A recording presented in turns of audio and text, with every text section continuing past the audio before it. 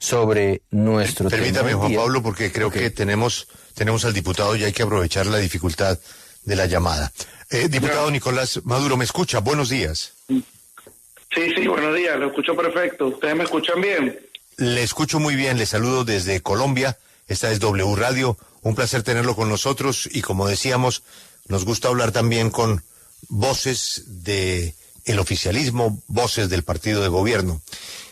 Diputado, la pregunta que se hace el mundo es la petición que ha recibido el gobierno de mostrar las actas de la votación. ¿Usted qué sabe? ¿Cuál es la razón para no mostrarlas? ¿O quién las va a ver finalmente? ¿Las va a atender el Tribunal Supremo de Justicia? ¿Qué nos puede contar? Sí, bueno, tú sabes que primero saludar al pueblo colombiano que me escucha a través de W Radio. Te agradezco mucho, Julio, por darme la oportunidad a mí, y cuando digo a mí, a la fuerza que de alguna manera representamos aquí, que es el chavismo, que a veces a nivel internacional se nos hace difícil que nos escuchen. Por eso te lo agradezco enormemente. Mira, nosotros tenemos las actas como partido. El PSUV tiene las actas como con sus testigos que estuvieron en las casi 30.000 mesas. Y nosotros las tenemos a buen resguardo. No hemos hecho una página web ni nada de eso. Ahora, la fuerza competente, el poder competente para mostrar las actas y publicarlas es el CNE. Y el CNE está totalizando, las publicará cuando las tenga listas, me imagino. Estamos esperando todo eso.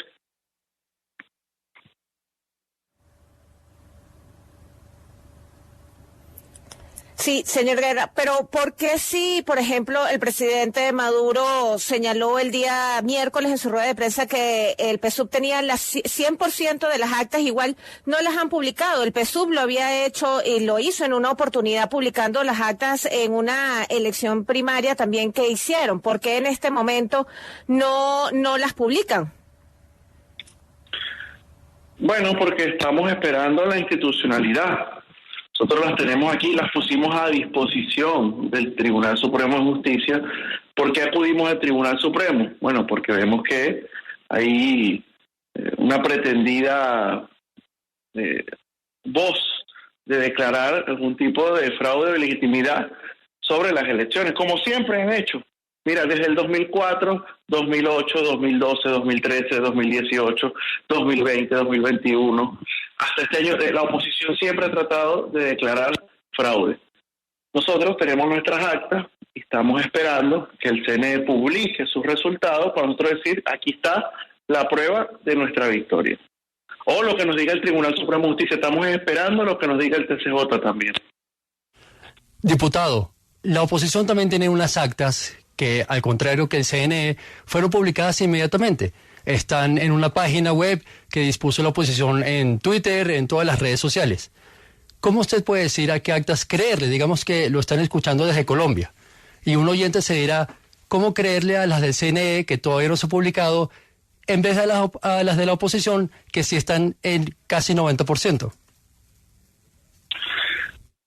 Yo creo que no están al 90% en principio. Primero, es un show para el público al que ellos siempre le han hablado, que es el mundo.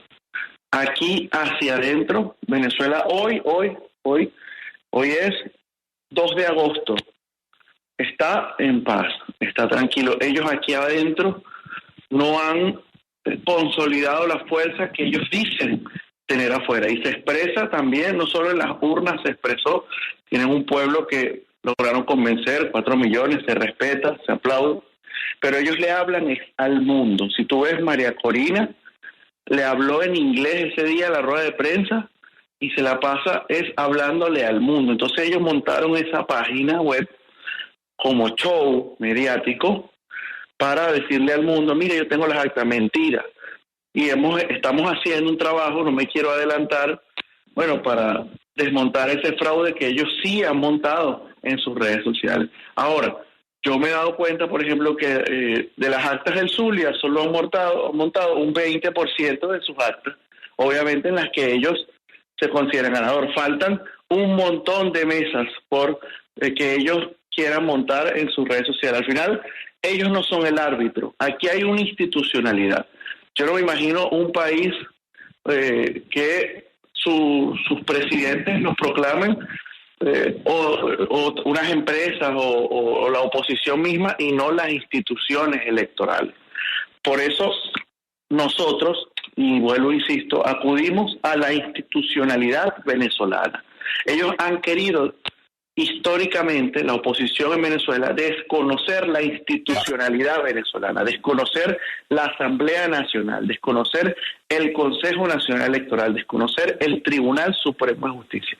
¿Cuál es nuestro llamado? A que sea los venezolanos con su institucionalidad la que resuelvan cualquier conflicto o duda. ¿Por qué nosotros tenemos que demostrar que el CNE dice la verdad o no? Más bien ellos tienen que demostrar que su punto de vista es válido, porque así es el Estado de Derecho.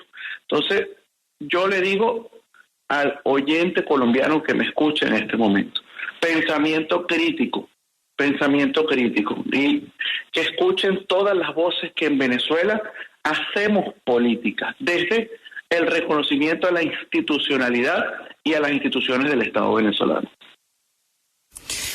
Diputado, son muy pocos los países que están apoyando al presidente Maduro en este momento. Unos países como Bolivia o como Nicaragua, que se considera para muchos como una dictadura. Solo ellos, entre otros, se han atrevido a reconocer el triunfo del presidente. Venezuela está prácticamente solo en el vecindario. ¿Qué tan importante y decisivo es contar con el respaldo de México, Brasil y Colombia para que el gobierno pueda sostenerse en el poder?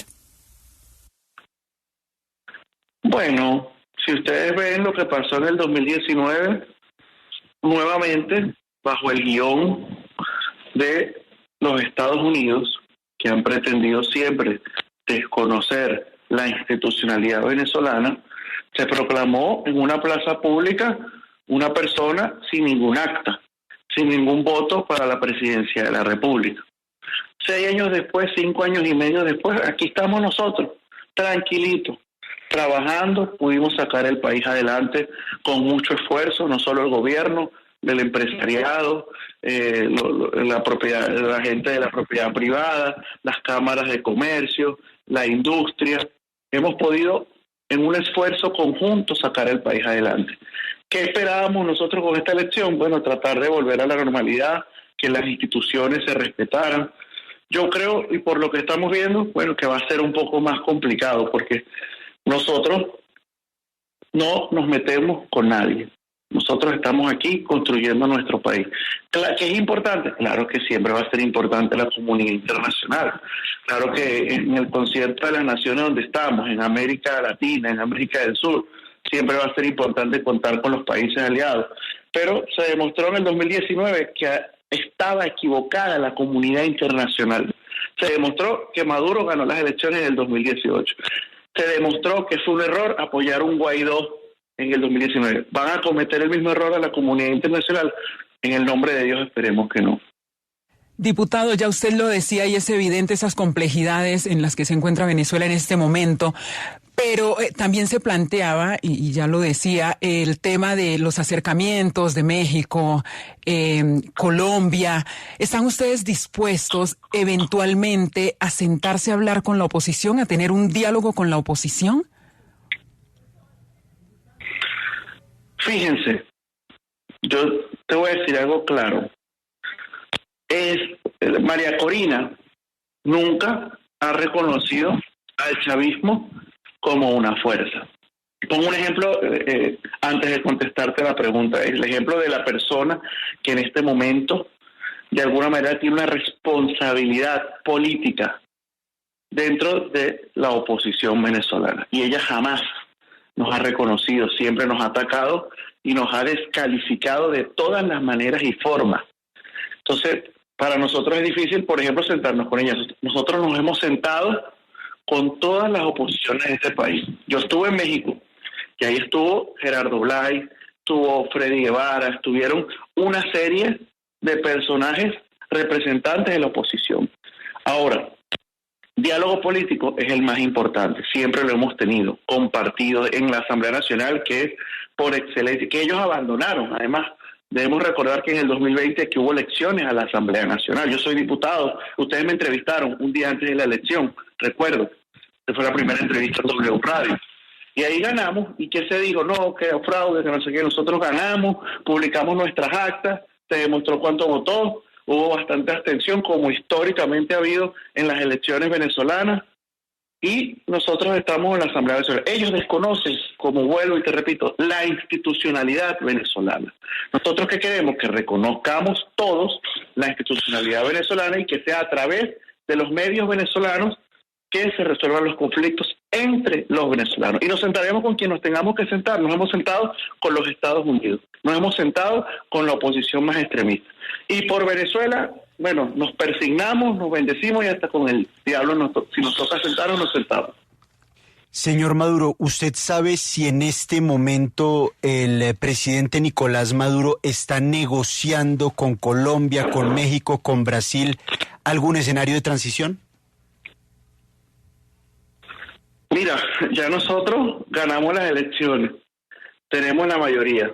Ustedes saben lo que pasó, había un plan a partir del lunes 29 de julio, un plan con un mapa que yo estoy seguro que vamos a encontrar en algún momento, por ciudad, sobre todo en la ciudad de Caracas, que fue marcar, casi como hicieron con los judíos en Auschwitz, en Polonia, en Alemania, en la Alemania de Hitler, marcar a los que se identificaran con el chavismo y contrataron a malandros pagados para tratar de amedrentar a nuestros líderes. Nosotros ganamos las elecciones. Nosotros, claro, vamos a cobrar nuestra victoria ante las elecciones en paz, con el Estado de Derecho, con la institucionalidad, y que les toque a ellos demostrar que pasó algo irregular en las elecciones, porque el poder electoral ya dijo quién era el ganador, y él en sus lapsos legales publicará lo que tenga que publicar. Aquí hay una ley orgánica de procesos electorales que dice, no sé, creo que es el artículo 130 y pico, no recuerdo exactamente cuál, que el poder electoral tiene 30 días para que la Gaceta Electoral publique el 100% de los resultados de cualquier elección. Entonces, el lapso legal está corriendo. Más bien yo diría que ellos, si de verdad reconocieran la institucionalidad venezolana, hubieran sido ellos los que hubieran ido primero a la sala electoral del TCJ, o hubieran ido con sus actas al CNE. No, ellos quisieron hacer un show, ellos quisieron publicar una página web que no tiene validez legal alguna, porque tú a través de una página web no puedes proclamar a nadie, a ningún cargo, y menos algo tan importante como la presidencia de la República. Nosotros ganamos, y si claro que queremos paz para Venezuela, nos sentamos, dialogamos, y si está México, el presidente Petro, que ha sido valiosísimo para los aportes en Venezuela, bueno, bienvenido sea. El presidente López Obrador, que ha sido un caballero con nosotros, Lula, que nos ha ayudado mucho históricamente. Y bueno, quien quiera venir con buena intención, con el reconocimiento de las instituciones venezolanas, a ayudar a Venezuela, bienvenido sea. Diputado, usted ha reiterado en prácticamente todas las respuestas de esta entrevista la importancia de respetar la institucionalidad en su país. Sin embargo, no es la oposición, es el concierto internacional. Son muchos los países que no confían en la institucionalidad porque consideran que el grupo político que lidera el presidente Maduro tiene cooptados tanto el Consejo Electoral como el Tribunal Supremo. De hecho, le voy a retomar el comunicado de los presidentes de Brasil, Colombia y México. Ellos dicen que se tiene que hacer una verificación imparcial de los resultados. Si no son los órganos institucionales de Venezuela, ¿a ustedes qué organismo les garantizaría una verificación imparcial de los resultados una vez sean publicados por el Consejo Electoral de Venezuela? Mira, ¿por qué no se plantearon esas preguntas, por ejemplo, la oposición antes de las elecciones? Pregunto, no sé, ¿por qué ellos no plantearon esto antes si había tal desconfianza? ¿Por qué el mundo no dijo antes, mira, hagamos esto? No. Venezuela tiene un poder electoral constituido, una institucionalidad que siempre ellos, con su lobby, con su dinero, han querido desconocer. ¿Por qué el ataque contra Venezuela?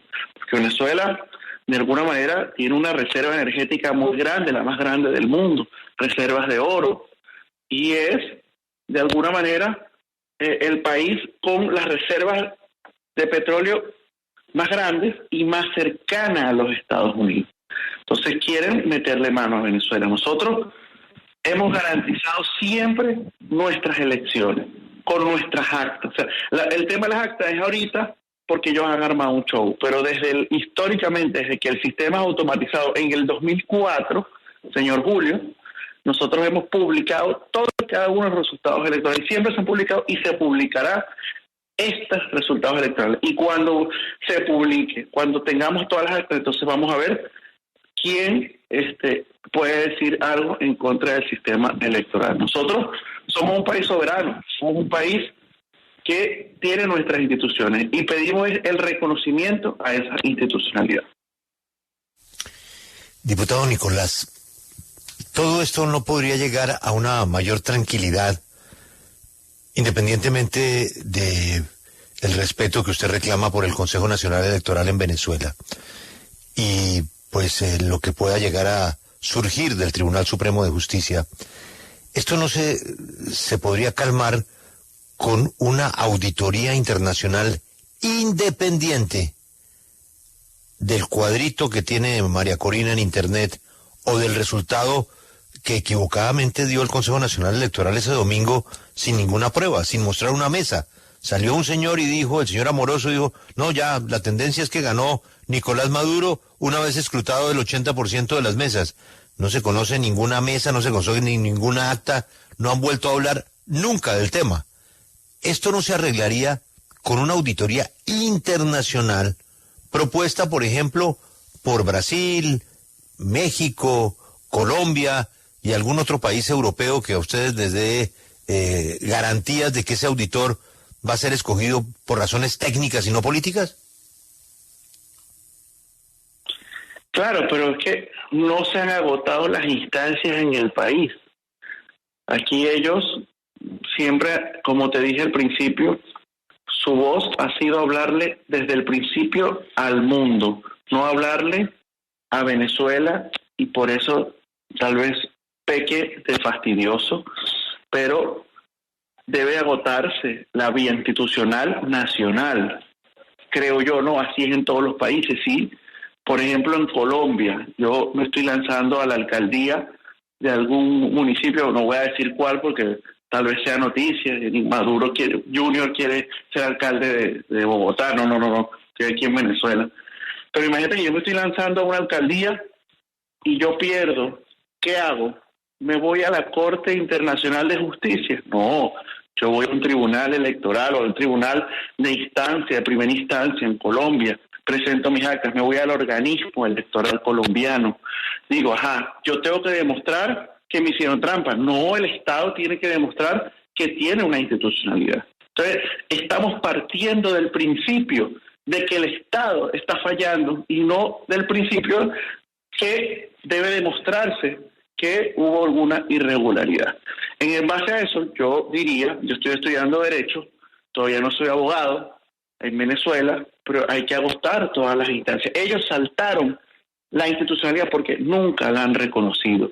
Yo nunca, desde el año 2004 que perdieron el referéndum revocatorio, por 20 puntos salieron los voceros de la oposición. En mi Instagram hay un video que están los videos, que está cada uno de los momentos en que la oposición ha desconocido la institucionalidad venezolana. Pasó en el 2004, pasó en el 2008 cuando perdieron, en el 2010 cuando ganaron unos diputados, ahí sí, porque ellos ganaron.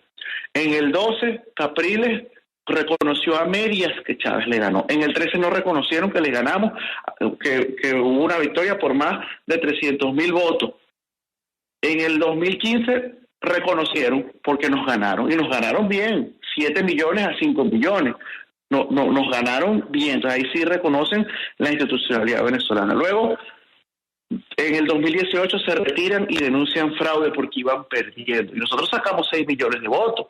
Maduro sacó en el 2018 6 millones de votos y aún así proclamaron un Guaidó. Entonces, si tú ves la narrativa, es una agenda de desconocimiento de la institucionalidad.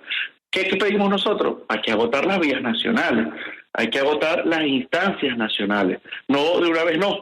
Intervención, que eso es lo que quieren al final. Ellos siempre han pedido intervención militar a Venezuela. Y nosotros pedimos paz en Venezuela, reconocimiento a las instituciones y seguir los pasos que hay aquí en el país.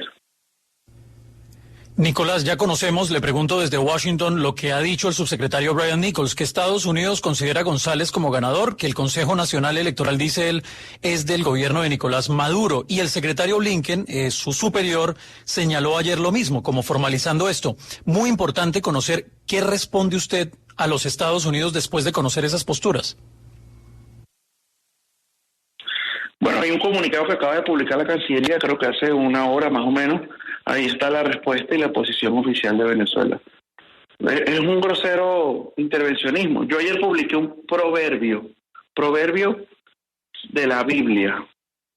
Proverbio de la Biblia, lo estoy buscando aquí, que dice, Proverbios 26:11. Como perro que vuelve a su vómito, así es el necio que repite su necedad. Es el mismo escenario de hace 5 años y medio. Ojalá no se equivoquen de nuevo. Nosotros estamos aquí en Venezuela, queremos trabajar, ganamos las elecciones, desconocen la institucionalidad. Bueno, nosotros seguimos con nuestro país para adelante, que es importante que las naciones nos apoyen, nos ayuden, sí, pero no es indispensable para nosotros. Nosotros avanzamos con nuestra fuerza, con nuestro pueblo y en paz. Diputado Guerra, yo quisiera insistir un poco en el tema de los resultados electorales, porque el gobierno ha señalado que está en marcha un golpe de Estado, hablan de un ataque cibernético que habría afectado incluso al sistema de transmisión del Consejo Nacional Electoral. Si eso es así, partiendo de ese punto, ¿no pone en duda también los resultados y los números que se hayan anunciado para el entonces candidato Nicolás Maduro? Es decir, si existe un hackeo en marcha o se intentó hackear el sistema de transmisión, ¿no afectaría los resultados en su totalidad? Fíjate que no, porque el sistema electoral, el sistema electrónico, informático del CNE, tiene un montón de capas, es impenetrable, totalmente impenetrable en afectar la información contenida. Lo que fue es el tema de la transmisión. No sé exactamente cuál fue el problema. No lo tengo a la mano. No se los puedo poner con claridad. Aparte, yo soy economista. Pero sé que fue un problema en la transmisión que se subsanó, pero eso afectó. Bueno, fíjate que la página web del CNE no se ha podido levantar. Entonces, yo recuerdo que hace unos días nos decían, pero publíquenla en otra página. No, es que aquí hay una institucionalidad. El TCJ no puede andar publicando en su página web los resultados electorales. Entonces, al final estamos viviendo un asedio informático. Ayer nos tumbaron 50 páginas del gobierno. Estamos viviendo bajo un ataque informático. Ahorita hay una guerra informática contra Venezuela. Y nosotros estamos aquí resistiendo. ¿Cuándo se publicará? Bueno, cuando el CNE tenga bien. Estamos esperando en el nombre de Dios que sea pronto, porque aquí hay una independencia de poderes. Yo soy diputado. ¿Qué le pido al CNE? Que publique las actas. ¿Cuándo las publicará? Esperemos que pronto. Diputado, quisiera preguntarle por un titular que vi por estos días en un medio colombiano que se llama El Tiempo. Ahí se preguntan si usted es la ficha oculta que viene preparando el gobierno para perpetuarse, para permanecer en el poder y por la mayor visibilidad que usted viene tomando en Venezuela y a nivel internacional. Quisiera preguntárselo, ¿usted le gustaría ser el sucesor de su padre, del presidente Nicolás Maduro? Y si es esta ficha oculta que vienen preparando, como asegura el medio colombiano. No, yo tengo apenas 34 años. Estamos formándonos para servir al país. Servir desde cualquier espacio que nos toque servir. En 10, 20 años, 30 años, yo no te puedo hablar de lo que pasa en 20 años, en 30 años. Yo lo que te digo es que en este momento yo soy un diputado al servicio de Venezuela, al servicio de la construcción de leyes que hemos venido haciendo desde la Asamblea Nacional, leyes económicas. Fíjate que desde cuándo empieza Venezuela a levantar el rumbo económico, desde que tomamos la Asamblea Nacional. Ha habido una política económica coordinada entre el gobierno y la Asamblea Nacional que ha permitido que Venezuela tenga un crecimiento moderado económicamente. Nosotros estamos al servicio, no estamos por cargos ni por aspiraciones. Yo se lo dije al país. Yo no nací, mi papá siendo presidente. Mi papá era un chofer de la compañía venezolana Metro de Caracas. Metrobús, subterráneo, pero el subterráneo tiene aquí una línea de autobús en la capital, en Caracas. Y él era chofer ahí, sindicalista, y yo lo acompañaba, él me llevaba, vivíamos en el Valle, en San Pedro, aquí en Caracas, para los que los oyentes colombianos, son sectores de Caracas de clase popular y clase media. Y ahí todavía vive mi familia, por ejemplo, y yo tengo el apartamentico donde me crié, ahí es donde yo pretendería en algún momento, cuando ya mi papá no sea presidente, vivir ahí. ¿Cuál es mi plan? Hacer política. Hacer política en Venezuela bajo la honestidad, bajo los valores del socialismo, de la revolución, de construir una Venezuela potencia en paz.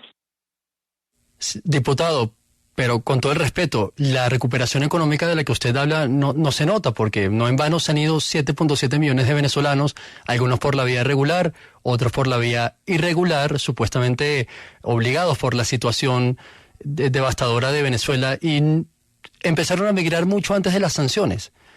Es decir, la crisis venía mucho antes de las sanciones impuestas por Estados Unidos. ¿Por qué cree usted entonces, si hay una supuesta recuperación económica, que se han ido tantos venezolanos tanto por la vía regular como por la vía irregular? Primero, con todo respeto, sí se nota la recuperación económica. Y si no, de repente tal vez para ti es difícil venir a Caracas, te invito. Ojalá ustedes pudieran venir a Caracas. Si no, pueden ir a la frontera, a San Antonio, al Táchira. Táchira estaba deprimido hace 4 o 5 años, deprimido totalmente. Ahora es una zona en la que hay siembra, en la que hay industria, en la que se garantiza la seguridad, con sus bemoles, con sus detalles, como en todos los países, con los problemas más o problemas menos que pueda tener algún país. 7 millones de migrantes, no han salido de Venezuela 7 millones de personas. Es una guerra mediática. ¿Cuánta gente han salido de Venezuela? No sé, yo diría entre 2, 3 millones. Y hay una población flotante más o menos, que tenemos identificado más o menos de 1.200.000, que va y viene, que va a Colombia y viene, que va a Perú y viene, que va a Europa y viene, y que va y viene al país. Nosotros hemos levantado un crecimiento, no lo digo yo, lo dice el Fondo Monetario Internacional, el Banco Mundial, instituciones que no son amigas de Venezuela y a las que nosotros no nos gusta mucho, pero ellos mismos lo dicen. Venezuela viene creciendo tímidamente, poco a poco, y aquí hay un comercio floreciente. Nosotros antes del 2020 importábamos casi el 80% de la comida. Hoy, el día de hoy, estamos produciendo casi todas las proteínas en el país. Que importábamos carne, ya no estamos importando toda la carne, una pequeña parte. El pollo, estamos fabricando pollo. Las hortalizas, las verduras, las frutas, estamos fabricándolas aquí. Ahora vamos hacia la industrialización. Entonces, yo, con todo respeto, sí se nota la recuperación económica, y ojalá la W Radio hiciera un reportaje sobre la economía en Venezuela. Diputado, es que yo fui a Ureña, yo fui a San Antonio del Táchira, yo fui a Caracas, y por lo menos en los primeros 2 que visité, es muy triste ir para allá, porque casas abandonadas, carros abandonados, personas en la calle, falta de dinero, falta de circulación económica, dolarizada completamente Venezuela. Entonces entienda que cuando la población venezolana afirma que la recuperación económica no se ve en su totalidad, es por eso precisamente, porque han ido a esos pueblos que se sienten ellos abandonados. No es que lo estamos diciendo aquí en la W, es que ellos se sienten abandonados. Y es por eso que, y no son 2 o 3 millones de venezolanos que se han ido en total de Venezuela, 2 o 3 millones solamente aquí en Colombia, mucho más en Chile, en Perú, en Estados Unidos, en España, en México y en Panamá. Por eso es que le estamos hablando de esas cifras, diputado. Claro, no estoy de acuerdo con esa cifra, porque la cifra que manejamos como gobierno es lo que yo te dije, de 2 a 3 millones. 7 millones de venezolanos no se han ido. Sería 1/3 de la población de Venezuela. Estuvieran las calles vacías, y las calles no están vacías. Aquí en Caracas hoy hay un tráfico terrible. El subterráneo hoy, que estaba una gente amiga mía que iba a marchar hoy, estaba agarrando el subterráneo. Está full, abarrotado. Entonces, por lo menos hablando de Caracas, pero Valencia, que yo he ido a Valencia, Valencia, ahorita tú lanzas una cámara al mercado municipal de Valencia, te lo garantizo, eso está abarrotado de gente, vendiendo, comprando, gente que viene con las hortalizas desde los Andes, cerca de la frontera con Colombia, gente que viene con el pescado del oriente del país a venderlo aquí, a venderlo en los mercados de Valencia, de Caracas, de Maracay. Hay una economía creciente, claro que hay dificultades, claro que sí, y si queremos hablar de economía nos podemos ir más atrás. Chávez heredó un país con una desigualdad de 100 años. Yo hice un estudio económico del año 75 al año 85 y del año 2000 al 2010 sobre el ingreso que tuvo Venezuela en esos 10 años. Por poner un ejemplo mínimo del gobierno de Chávez y del gobierno antes de Chávez, 75-85, 2000-2010. El ingreso que tuvo Venezuela del 75 al 85 casi triplica lo que le entró a Hugo Chávez del año 2000 a 2010. Y creció la brecha de la desigualdad. Chávez acortó la brecha de la desigualdad, pero heredamos 100 años de desigualdad. Entonces, aún a un camino largo por recorrer. Entonces, lo que estamos viendo hoy es una diversificación económica que no, Venezuela hoy está desarrollando esa industria para no depender del petróleo. Es algo que nos pasó luego del año 2019, 2020, luego de las sanciones, luego de la pandemia. Nos dimos cuenta de que el petróleo no nos iba a durar toda la vida y nos ha tocado diversificar la economía. Y los números no los digo yo, los dice Fede Cámara, que tú sabes que no ha sido amigo del gobierno. Diputado. Lo dice Conce Comercio, que tú sabes que es opositora. Diputado, ahora quiero que hablemos del tema de las capturas de algunos de los dirigentes de la oposición política en Venezuela. Hace tan solo algunos días veíamos el video en el que capturaban a Freddy Superlano, lo metían entre una camioneta y la familia pues está desesperada. ¿Cómo explicar que se esté capturando de esa forma a los dirigentes de la oposición política? Bueno, se ha descubierto cosas que vinculan a esa persona con operaciones de dinero en los barrios de Caracas para pagarle a las bandas que hemos venido desmantelando, y se descubrió que esa persona, venía conspirando contra la institucionalidad venezolana. Yo no soy fiscal, no soy tribunal, yo creo que aquí debe haber un proceso de acusación y de vaciado de pruebas que compruebe que esa persona estaba haciendo esos hechos. Para mí, sí los estaba haciendo, es mi opinión, la opinión mía, personal. Aquí hay un plan de desconocimiento de la institucionalidad venezolana y de tratar de subvertir el Estado venezolano para, hacer ver que Venezuela es un Estado fallido. Venezuela está en paz, Venezuela está tranquila. Y ellos no van a venir a tratar de incendiar el país. Ajá. Claro, pero diputado, en defensa de la institucionalidad precisamente, ¿es normal que en Venezuela se capture una persona cuando no se ha desarrollado ni siquiera un juicio o una acusación? Porque, pues, usted bien lo señala, en el caso del señor Superlano, ¿dónde está el juicio? Tenía orden de captura. ¿Emitida por qué motivo? Y está en investigación por conspiración, me imagino. No sé, todavía no tengo. Aquí hay poderes. El tribunal ordenó, me imagino, capturar a la persona, a este señor. Y fueron las fuerzas del orden público y lo capturaron. Ahora está en fase de investigación. Y irá a un juicio y tendrá su abogado. Y él demostrará que no estaba y nosotros demostraremos que sí, que la oposición está siempre bajo el esquema de querer incendiar el país, y nosotros no vamos a dejar que aquí incendien el país. Diputado, le pregunto, y quisiera su respuesta personal, como diputado, incluso como político, ¿no? En Caracas se vive, por lo menos en Caracas, porque estamos en Caracas, se vive un clima de tensión en estos días después de la elección. ¿Usted considera que contribuye a generar un clima de tranquilidad el hecho que el presidente de la República, Nicolás Maduro, señale en reiteradas oportunidades la intención de encarcelar a la principal dirigente opositora y a quien es el candidato de la oposición, Edmundo González Urrutia? ¿Esto más bien no genera un clima de mayor conflictividad en el país? Bueno, ahí yo no puedo hablar por los tribunales.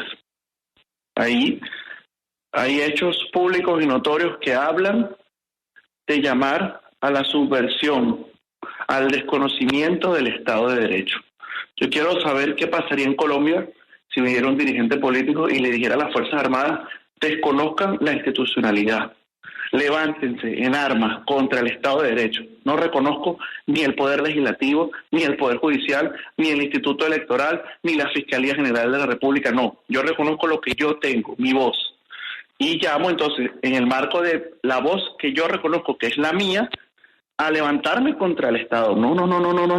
En Venezuela hay Estado de Derecho, en Venezuela hay leyes, en Venezuela hay procedimientos, hay instancias a las que puedes acudir, a las que debes acudir primero. Entonces, bueno, yo no puedo hablar sobre qué es correcto o no con respecto a capturar o no.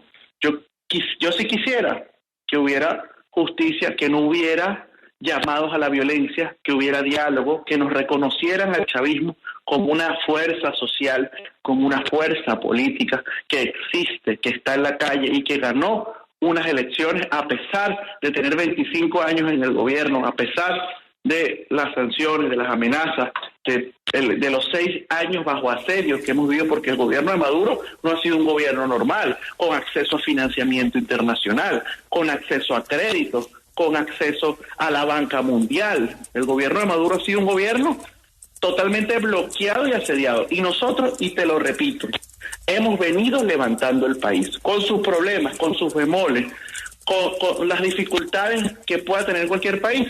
Venezuela va avanzando. Y no lo digo yo obviamente soy parcial, tengo una visión política, no solo familiar, sino porque creo políticamente y soy actor político de este proceso. Lo dicen las cámaras de comercio, las cámaras empresariales, los bancos que nos adversan que Venezuela va recuperándose poco a poco. ¿Y nosotros qué queremos? Que nos dejen en paz crecer económicamente y que se reconozca la institucionalidad de Venezuela. Diputado, y ya para terminar quisiera preguntarle por unas declaraciones que han trascendido del embajador de Bolivia en Venezuela, Sebastián Michel. Él reconoce que las actas que presentó la opositora María Corina Machado en la página web demuestran que Venezuela tiene un sistema seguro, confirmando así que esas actas que están siendo manejadas por la oposición son oficiales. Es curioso que lo diga porque Bolivia es uno de los países que reconoce precisamente la victoria del presidente Nicolás Maduro. ¿Esto es un malentendido por parte del embajador? Porque usted acá ha dicho que esas actas no son confiables. ¿Cómo podemos interpretar esas palabras que dijo el señor Michel? No vi la declaración, no la vi. No sé, tal vez lo hace a motu propio. Yo creo que hay que revisar al detalle el pretendido fraude que ellos quisieron montar en esa página. Y habrá sorpresas, pronto habrá sorpresas para develar una vez más la campaña de mentiras que ellos quieren instalar en contra de Venezuela. Pues bueno, muchísimas gracias por atender esta invitación, diputado Maduro Guerra de la W. Nosotros siempre estamos abiertos para poder escuchar las voces de todos los actores que hacen vida en este país, tanto del gobierno como de la oposición, y por eso me gustaría además comprometerlos a que por favor nos ayude a que podamos tener una entrevista con su papá, porque estamos muy interesados, precisamente para escuchar la voz de quien encabeza el chavismo en Venezuela. No, gracias a ustedes por esta entrevista maratónica. Me hicieron sudar, pero estuvo buena. Agradezco a la W Radio, saludo al pueblo colombiano y Venezuela va a estar en paz. Gracias por permitir que a mí, como voz del chavismo, pueda hacer escuchar mi voz en Colombia. Gracias.